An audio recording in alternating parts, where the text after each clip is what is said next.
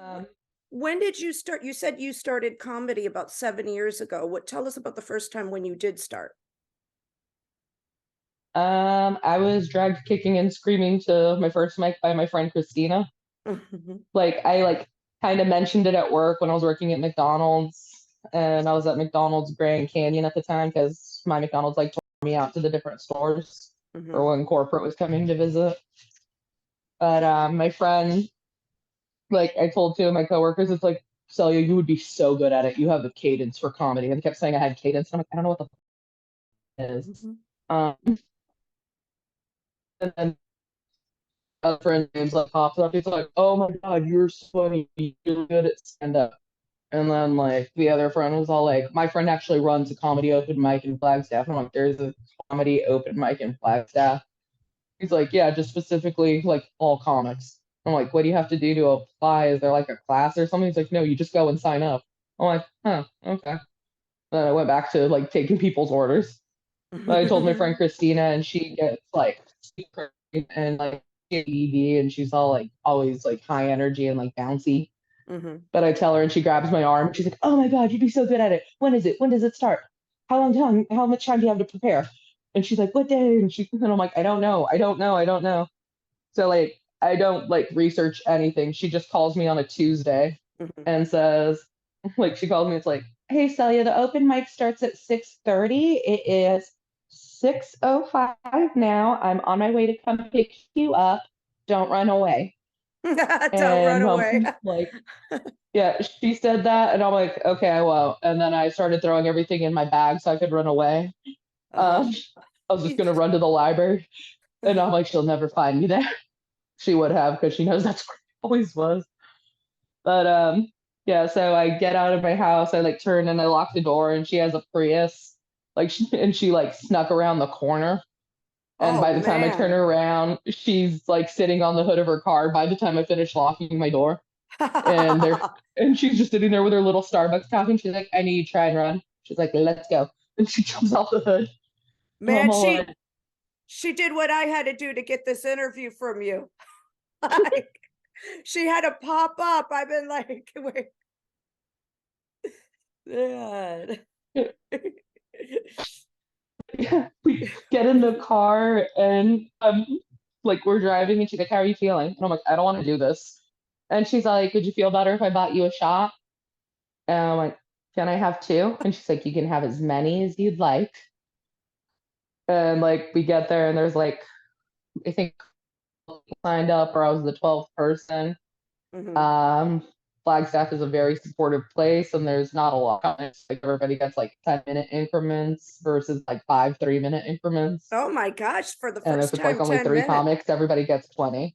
Yeah, Yeah. that's a lot for open micers the first time. That's brutal. Yeah. And like I didn't know how any of it worked, but like I was freaking out because everybody had like jokes and stuff. And like Mhm. Christine, she's like, "What are you gonna talk about?" And I'm like, "I guess I'm gonna talk about the time I lost my brain." She's like, "That's a good story." And I'm like, "Okay." So I did that, and I don't think I did the whole 10 minutes. I just talked about that, and I'm like, "I'm gonna get off stage now." And I like everybody was laughing, and it was a packed room. There's like 70 people in there. Mhm. So, like I got off stage, and everybody's like, "That was really your first time?" And I'm like, "Yeah, yeah." And everybody's like, "That was your first time?" And I'm like, "Yeah." And they're like, "You need to come back and do this again." So now what is your plans for the future with comedy? What do you have in store for us? We know you're gonna be touring with Rosanna, and also you're gonna be opening up for Tony, Hinchcliffe when you go to Arizona. What other plans or things do you have that you would like to pursue, or what can we possibly see else happen for you? Yeah, I really want to like work on more material, and I want to see different states because I've only been to 5 states in Mexico. I am Mhm. excited because I'm gonna go to New York to do my friend's show. What show is I'll that? only be Because there I'm for a in New night. York. I'm in New York. There's a festival going on, I guess, during that time, but it's on November 5th, and it's Oh, called yeah, Comedy yes. Hangman. Yes. Oh, you'll have to email me that so I can attend and I could fully meet you in person. Okay, yeah, I'm If down. I don't have to chase you down like I did for this interview. All right, so like, what did you just type my name in and like a whole bunch of people popped up, or? No, no, no, no, no. I just say because I wanted you so badly on this episode. And you're gonna when you come before you come to New York, let me know what show you're gonna be in so I can attend because I would like to see you live perform. Okay. Yay. Yeah. Uh, So you're going to New York, and what else are you up to? I do get to go back to Phoenix again December 15th. Hmm. I'm doing another friend show for Phoenix Center of the Arts. And like she like I guess like I didn't know it was an option, but they're flying me out there too and paying for it. And I'm like, Wow. okay. Now, But who's like that the for? In December, you said? um yeah, December 15th is gonna be Celebrity Theater. Okay, Tony Hinchcliffe, right? That's November 18th. Oh, that's November 18th. Oh, Okay. sorry, November 18th, Celebrity Theater, and then Phoenix Center for the Arts, December 15th. I did say that Okay. wrong. Backwards. Okay. All right. Um, yeah, but like I do have a lot of people. Oh, and then I'm doing a show in San Antonio. Like people just keep like asking me to be on shows now You got to get too. on top of it. I ended up doing two shows yesterday. I only had one, and it's like, you want to do two? And then I Hmm. was asked to do a show on Thursday at Creek in the Cave. I did that one, and like a guy from the next show dropped out. It's like, do you want to do the next show too? And I'm like, yeah. So I did.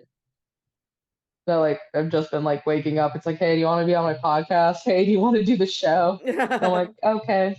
And then like, oh, that's the other thing. Like when I woke up on Tuesday, like I had 20 message requests, Wow. like from people like just telling me good job that they cried and everything. I'm like, that's Hmm. so sweet. And I'm like, all right. I answered all 20 because I figured it would just be 20. Right, right. And then like a minute later it said I had 20 more message requests. And I'm like, oh, okay. So I answered those. And then like after like an hour or two of me doing this, because I was just sitting there and I was like just being polite and I didn't really notice the time. Hmm. Like I'm just thankful that everybody was like being so nice. But like then I looked and it just like kept happening. And like at that point I'm like, well, it's a dick move to say thank you to all these people and not these people. Yeah. So like I've just been periodically like it's slowed down. Now it's down to like 20 a day versus like 100 like every hour. Wow. It was like a message to a lot of people. Wow. Like some of them, That's good you're getting back with fans because you need your fans to like follow where you go to so that way when you're touring, when you're traveling different states, you're selling tickets and you're making money. So it has been helpful because like I'm writing down the like people. It's like, hey, I'm in Dallas. When are you coming to Dallas? Or people, uh-huh. it's like, I live in Chicago. When are you coming to Chicago?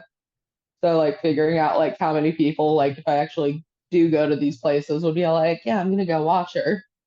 Yeah. So I have been Yeah. kind of keeping track of that, and then people are offering me free stuff. Like guy in Nashville says I get a tattoo if I go there, Uh-huh. and I'm like, okay. And then another like two tattoo artists offered me a free tattoo. There's this one lady who's sending me clothes because we're the same size, Hmm. and she's like, I need to clear my closet out, and then I'm like, that's good because I don't know how to shop. Um, I don't like anything cute I own. It's because somebody else bought it for me or took me shopping.